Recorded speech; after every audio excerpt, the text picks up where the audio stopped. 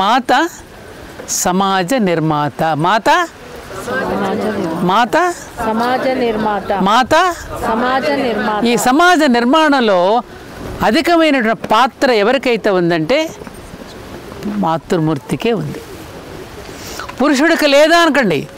పురుషుడికి ఒక రకమైనటువంటి హార్మోన్స్ ఇచ్చాడు భగవంతుడు, స్త్రీకి ఒక రకమైన హార్మోన్స్ ఇచ్చాడు. పైగా స్త్రీకి రెట్టింపు శక్తి ఇచ్చాడు. ఓర్పు, నేర్పు, సహనము, ప్రేమ, త్యాగము ఇవన్నీ మూర్తిభవించింది స్త్రీ. అందుకే సకార రకార తకారాలు ఉన్నాయి దానిలో. సత్వగుణ, రజోగుణ, తమో గుణాల ఒక సరైన ఒక నిష్పత్తిలో ఉంచుకుని ఈకారం అనేది చైతన్యము, ఈ మూడింటిని కూడా సరైన నిష్పత్తిలో ఉంచుకుంటుంది స్త్రీ. భర్తని కూడా బ్యాలెన్స్ చేస్తుంది స్త్రీ. ఈమె సరైన నిష్పత్తిలో తాను ఉంచుకుంటూ పురుషుడిని బ్యాలెన్స్ చేసేది స్త్రీ. కాబట్టి స్త్రీ యొక్క ఔన్నత్యం చాలా గొప్పది.